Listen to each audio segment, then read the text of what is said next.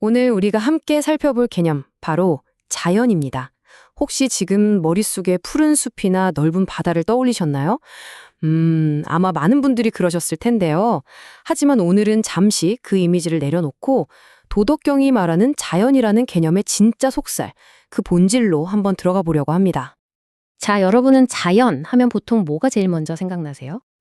네, 아마 대부분은 그렇죠. 인간의 손길이 닿지 않은 깊은 숲, 높은 산, 아니면 저 넓은 바다, 이런 네이처를 생각하실 거예요. 그런데요, 약 2500년 전의 사상가죠. 노자가 말했던 자연은 우리가 지금 떠올린 그런 장소나 대상이 아니었습니다. 그가 말한 건 완전히 다른 차원의 이야기였어요. 바로 존재의 상태에 대한 개념이었죠. 첫 번째, 스스로 그러한 질서.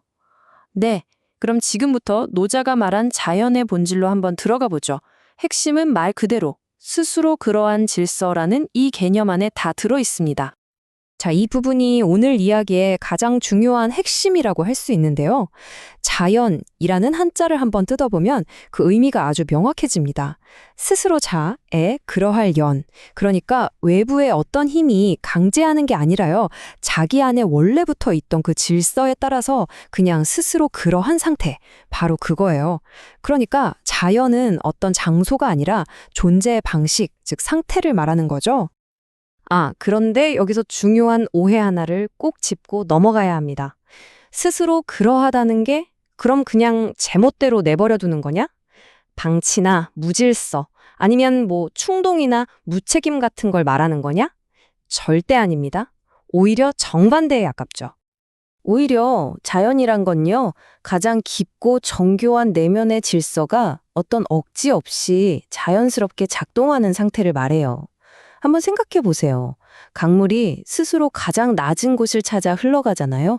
또 씨앗이 자기만을 리듬에 맞춰서 싹을 틔우고요. 바로 그런 겁니다. 가장 효율적이면서도 가장 조화로운 질서. 그것이 바로 노자가 말한 자연인 거죠. 두 번째, 자연의 진짜 반대말. 그렇다면 이 자연이라는 상태의 정반대편에는 과연 뭐가 있을까요? 이걸 이해하면 노자의 사상이 훨씬 더 선명하게 보이기 시작합니다. 보통 자연의 반대라고 하면 뭐 문명, 기술, 아니면 우리가 만든 인공적인 사회 같은 걸 떠올리기 쉽잖아요. 그런데 노자의 생각은 좀 달랐습니다. 자, 여기를 한번 보시죠. 자연의 진짜 반대말은 바로 억지입니다. 한자 그대로 억지로 뭔가를 하려는 거죠. 이 둘을 비교해보면 명확해요. 자연이 자기 안의 리듬과 과정을 믿는 거라면 억지는 외부에서 정해준 기준이나 목표에 집착해서 결과를 억지로 만들어내려고 합니다. 그러니까 자연이 흐름을 따르고 조화를 이룬다면 억지는 모든 걸 통제하려고 드는 상태인 셈이죠. 세 번째, 현대인의 자연 결핍증.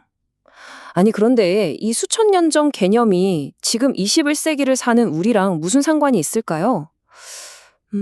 저는 이게 오늘날 우리가 겪는 많은 문제들의 핵심에 있는 자연 결핍증과 아주 깊이 연결되어 있다고 봅니다. 한번 우리 스스로에게 물어볼까요? 우리는 왜 스스로 그러한 상태를 그냥 그대로 두지 못하는 걸까요? 왜 그렇게 끊임없이 계획하고 개입하고 어떻게든 통제하려고 애를 쓰는 걸까요? 예를 들면 이런 거죠. 더 높은 성과를 내려고 내 몸이 보내는 신호는 무시해버리고 더 빨리 가려고 꼭 필요한 과정을 건너뛰기도 하고요. 또 사회가 정해놓은 기준에 나를 맞추려고 나만의 고유한 생명력을 꾹꾹 눌러 담고 미래가 불안하다는 이유로 지금 이 순간의 모든 걸 관리하고 통제하려고 하죠. 바로 이럴 때 우리는 자연의 상태로부터 점점 더 멀어지는 겁니다. 그러다 보니 오늘날 우리가 흔히 겪는 번아웃, 만성적인 불안감, 아무리 쉬어도 풀리지 않는 피로, 이런 것들이 어쩌면 단순히 내 능력이 부족해서 내가 못나서 생기는 문제가 아닐지도 모릅니다. 스스로 그러함을 믿지 못하고 끊임없이 억지를 강요하는 이 사회 시스템이 만들어낸 일종의 자연결핍이라는 구조적인 증상일 수 있다는 거죠. 네 번째, 억지가 아닌 조화로. 그렇다면 우리가 잃어버린 이 자연의 상태를 어떻게 하면 다시 회복할 수 있을까요? 그 해답은 어떤 거창한 구호에 있는 게 아니라요. 억지를 조금 줄이고 조화를 늘리는 아주 작은 태도의 변화에서 시작됩니다. 여기서 다시 한번 강조하고 싶은 게 있는데요. 자연으로 돌아가자는 말이 모든 걸 버리고 갑자기 숲으로 들어가자는 그런 뜻이 절대 아니라는 겁니다. 왜냐하면 앞에서 계속 말씀드렸듯이 자연은 장소의 문제가 아니라 우리 내면의 상태에 관한 이야기니까요. 그 해법은 바로 우리 일상 속 아주 미세한 전환에 있습니다. 모든 일에 너무 과하게 개입하려 들지 않고 그냥 조금 덜 개입하기. 결과를 재촉하는 대신 과정을 믿고 조금 더 기다려주기. 남들에게 나를 증명하려고 애쓰는 대신 조금 덜 증명하기. 그리고 마지막으로 일이 흘러가는 그 자연스러운 힘을 조금 더 신뢰하기. 이런 작은 태도의 변화들이 우리 내면을 다시 자연스러운 상태로 되돌려 놓는 첫걸음이 될 겁니다. 노자는 도덕경에서 이렇게 말했습니다. 허기심, 실기복. 억지로 채운 계획과 의도로 가득한 마음은 좀 비워내고 그 대신 우리 안에 본래 붙어 있던 그 생명의 감각을 다시 채우라는 뜻이죠. 어쩌면 지금 우리에게 정말 필요한 건 더 뛰어난 능력이나 더 많은 기술이 아니라 이미 우리 안에 존재하고 있는 이 스스로 그러한 힘을 다시 한번 믿어주는 법이 아닐까요?